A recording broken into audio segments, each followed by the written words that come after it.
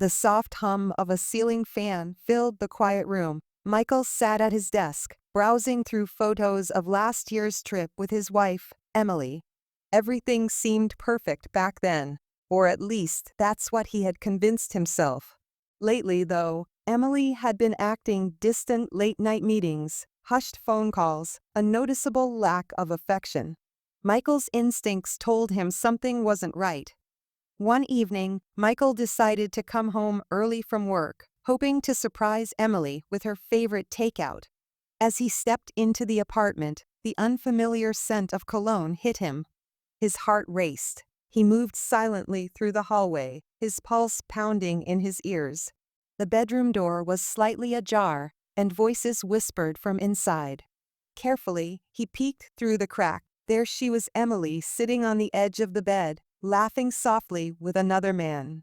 His hand rested on her knee, his thumb gently brushing her skin. Michael felt the ground beneath him give way. He couldn't breathe. Suddenly, the man leaned in, kissed Emily on the lips, and whispered something that made her smile. Michael's vision blurred with rage, but instead of barging in, he backed away. Confrontation wouldn't solve anything now. He needed to know more. That night, Michael barely slept. His mind replayed the scene over and over again, each time more painful than the last. By morning, he had made up his mind. He would follow her, gather proof, and only then confront her. Over the next few days, Michael hired a private investigator. It didn't take long for the truth to unfold. Emily had been seeing this man David for months. Romantic dinners, weekend getaways, stolen moments while Michael was at work. The evidence was undeniable. A week later, Michael received a call from the investigator. David is planning to meet Emily tonight at their usual spot. The investigator informed him. The rooftop restaurant downtown. Are you ready to confront them? Michael's hands shook as he hung up the phone.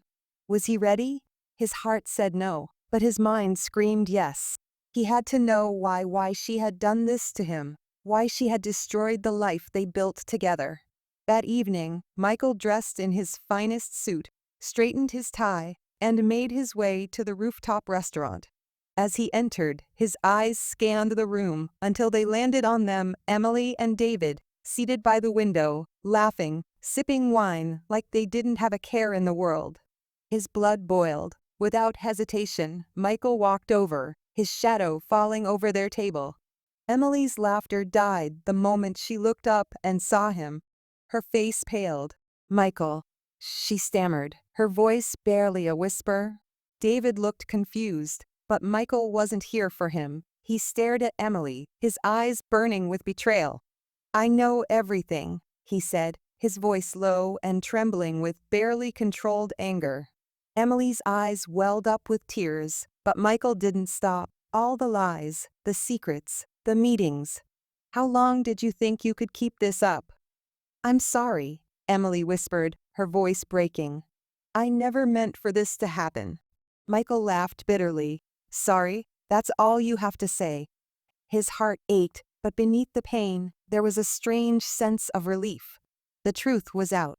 Emily looked down, tears spilling down her cheeks. It was a mistake. I didn't mean to hurt you. I was lost, confused. I never wanted to lose you. Michael's anger simmered. But you did, Emily. You lost me the moment you chose him. The silence between them was suffocating. David stood up, muttering something about leaving, but Michael didn't care. His eyes remained locked on Emily's tear-streaked face. I loved you, Michael said, his voice softer now, filled with sorrow. I gave you everything, and you threw it all away. I'll never understand why. Emily sobbed, burying her face in her hands. Please, don't leave me. We can fix this. I'll do anything. Michael, anything.